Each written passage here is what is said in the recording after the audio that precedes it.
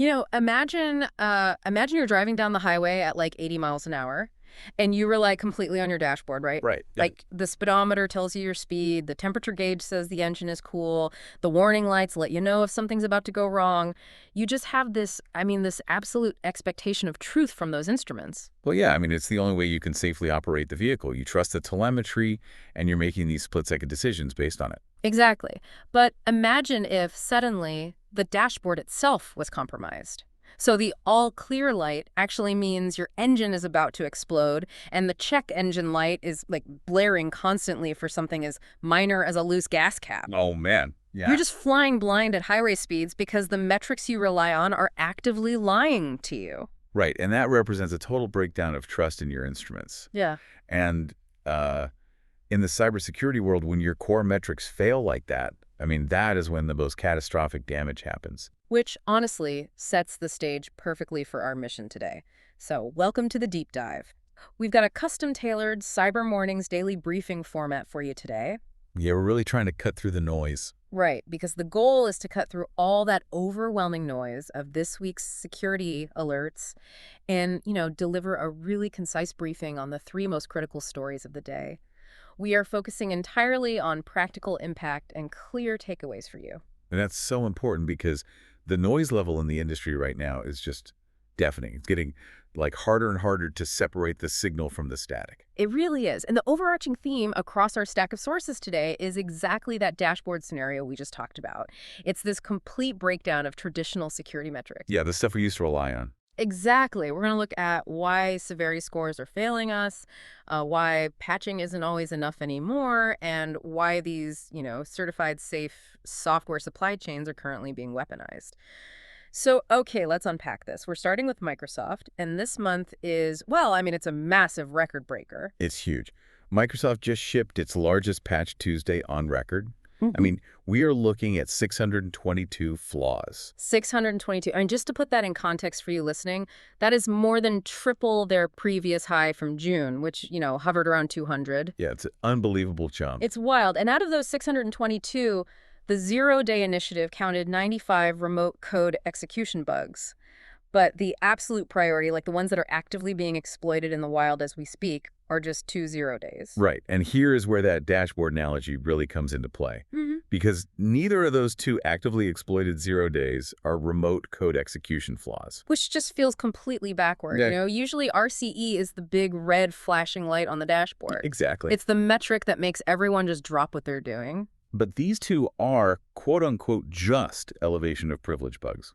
So we have CVE 2026-561-64 in on-premises SharePoint server, and CVE 2026-561-55 in Active Directory Federation Services, or ADFS. Right. And when you have a 600-item to-do list and a huge chunk of it is marked critical by traditional metrics, it's like a fire alarm that just never turns off. Yeah, it becomes white noise. Exactly. The severity label essentially stops sorting anything. A CVSS score is totally useless when the volume is this high. What's fascinating here is why these specific 0 days matter so much mechanically, despite having those mid-tier severity scores. I mean, let's look at ADFS for a second. Okay. That is the server that acts as the identity provider. It literally signs the tokens for all your state trusts. You Yeah. can think of it as like the passport office for your entire corporate network. So if someone gets in there, Right. If an attacker's already authenticated, say with just a low-level employee account they compromised, and they use this flaw to elevate privileges locally on the ADFS server, they now control the passport office. Yeah, they can mint a golden ticket to go literally anywhere. So a flaw labeled local on the ADFS host demands, significantly more attention than that local label suggests. that makes a lot of sense. And the SharePoint bug is equally alarming, actually.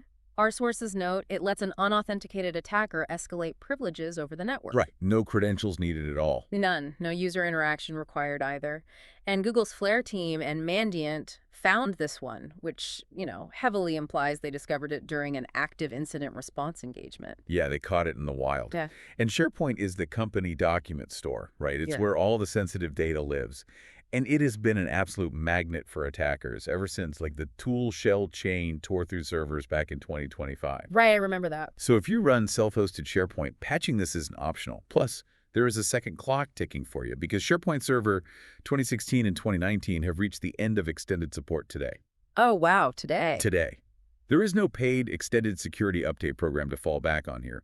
You were just exposed. Okay, the sources did mention a mitigation for SharePoint, right? Like enabling AMSI in full mode on the server can blunt the attack. But I just keep coming back to the sheer volume. The 622 bugs. Yeah. July is historically a very light month for Microsoft, so why this sudden explosion? Well, Microsoft actually warned the industry about this like 5 days early. They're using AI to uncover more issues internally now. They have this multi-model agentic scanning system called MD-H. MDSH, right? And in May, MD-H found 16 bugs completely by itself.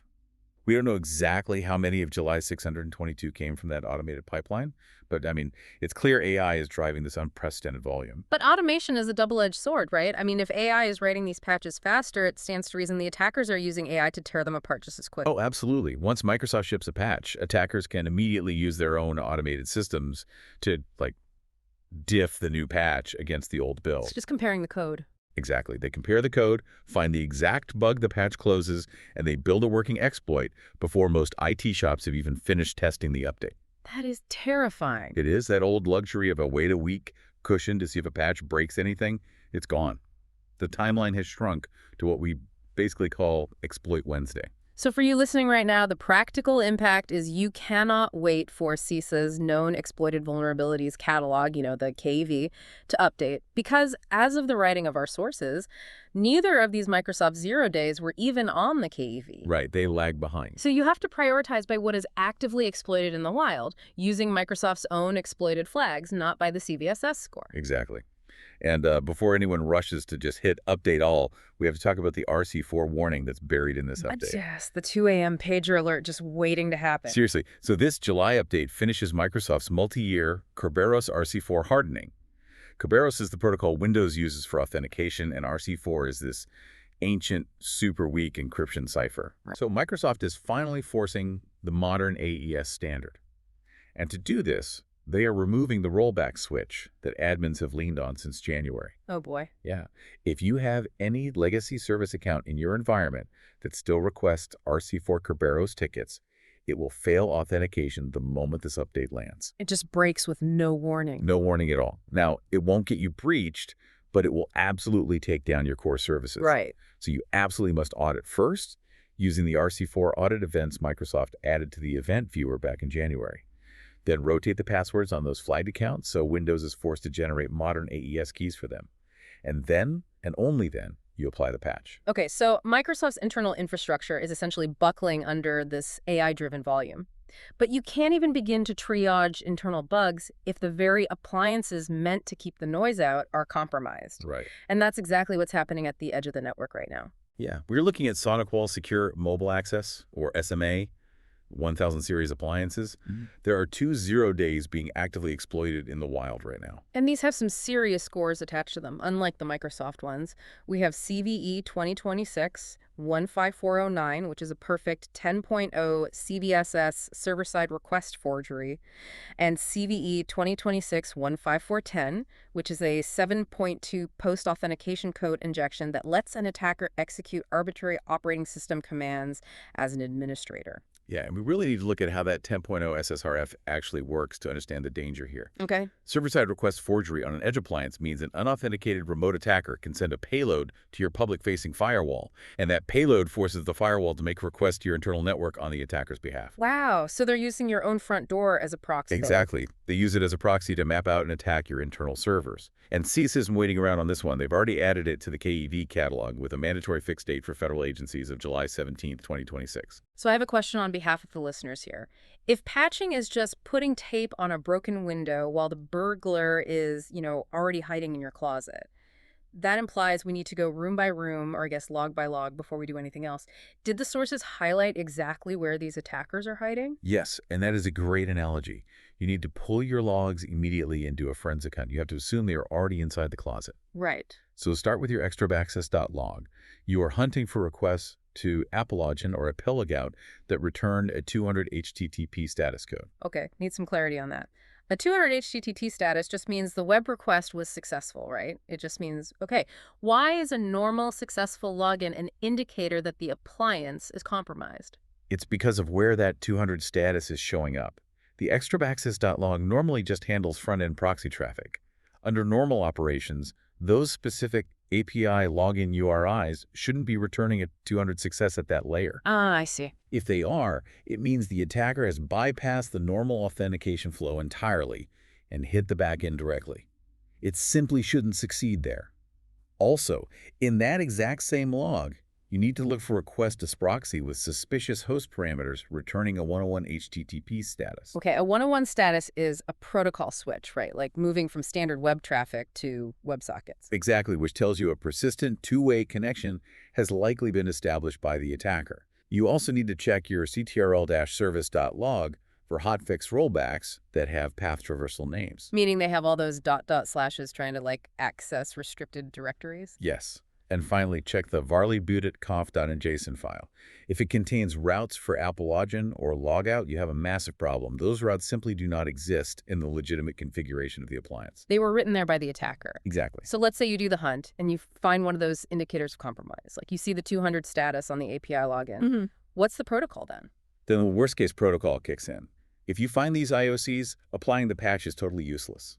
Useless. Completely, because the attacker already has persistent access to the underlying operating system.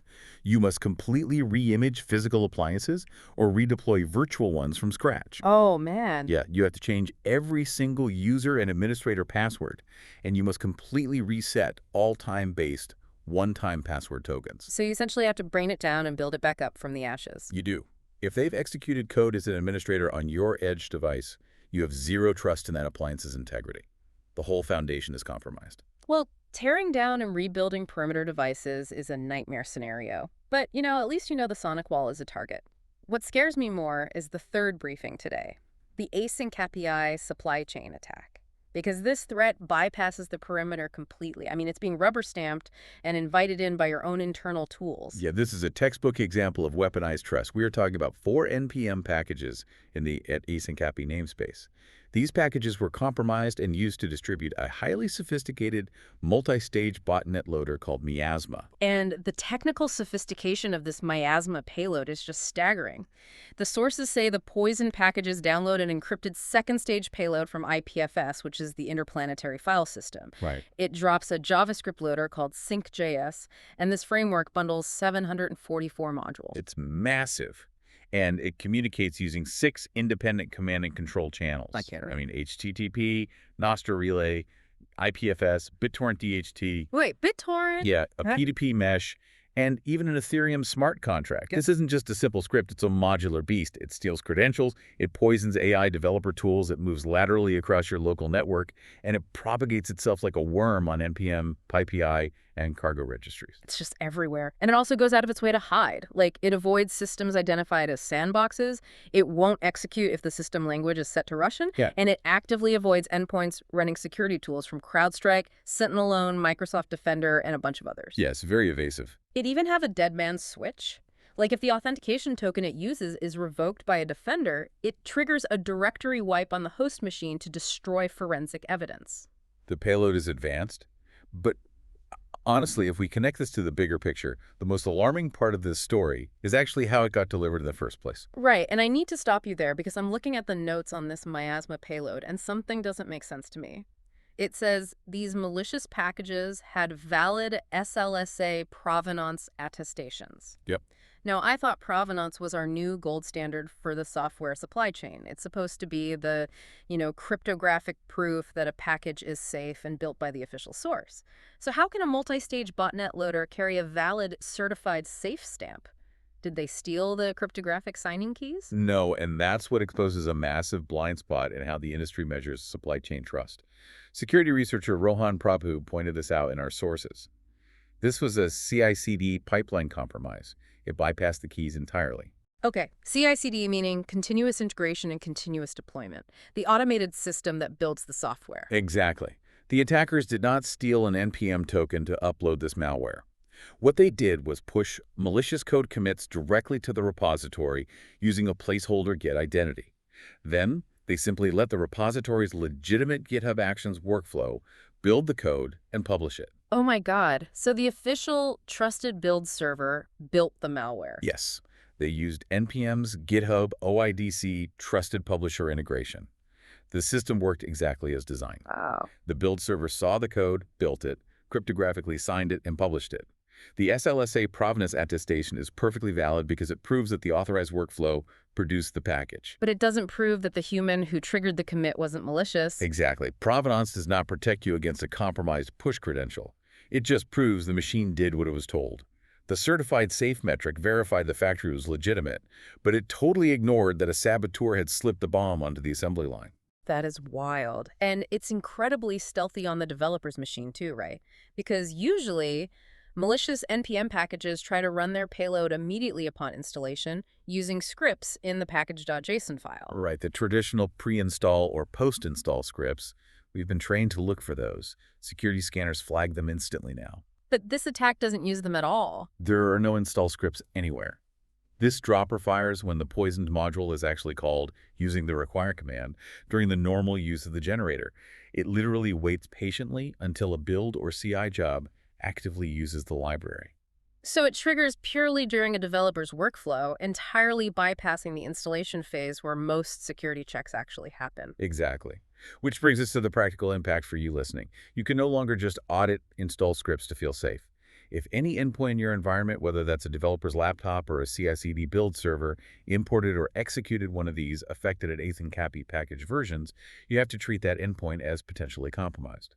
Because the moment the build job called that library, Miasma reached out to IPFS, downloaded its encrypted payload, and set up shop. Yeah, and with its persistence mechanisms, writing to systemed, crontab, macOS launched, Windows registry, it digs in extremely deep. Okay, well, that is a massive amount of intelligence to digest. Let's do a quick summary briefing of the 3 critical takeaways for you to bring back to your teams today. That was good. First, regarding Microsoft, the severity metrics are totally overwhelmed. 622 bugs means you cannot sort by CDSS anymore. You have to sort your patching by active exploitation, starting with those SharePoint and ADFS 0 days. And do not forget to audit your RC4 Kerberos accounts before you apply that patch, or you will break your legacy logins without warning. Right. Second, for edge devices like the SonicWall SMA series, patching an already breached box is useless. You must hunt for the specific indicators of compromise in your logs first. Yes. If you see those 200 or 101 HTTP statuses on the API endpoints in your extrabaccess.log, you aren't patching. You are doing a full rebuild and password reset. And third, the async API supply chain attack proves that trust metrics like SLSA provenance can absolutely be weaponized. If your CI/CD pipeline itself is infiltrated, a perfectly valid certified safe stamp can be slapped onto a multi-stage botnet. I know it sounds overwhelming, but for you listening, understanding how these attacks actually work mechanically, and specifically where traditional defenses like scores, patching, and attestations fall short, that is the exact knowledge you need to stay ahead. Right. The metrics are failing, so we have to rely on a deeper systemic understanding of the environments we protect. Well said. Which brings me to a final thought for you to mull over today. We talked earlier about Microsoft using AI, like their MDAH system, to find 600+ bugs a month to defend us. Yeah. But what happens when the attackers point those exact same multimodal AI agents at those patches the very minute they drop? We're entering an era where AI defenders and AI attackers are fighting at machine speed. The time frame for human reaction is basically vanishing. So the question for you is, in a world where exploits are written in milliseconds, and the dashboard lights you rely on are constantly blaring or, actively lying to you, will human patching ever be fast enough again? That is a very sobering question for Cyber Morning. Truly. Well, thank you for joining us on this deep dive. Stay vigilant out there, check those logs, and we will catch you next time.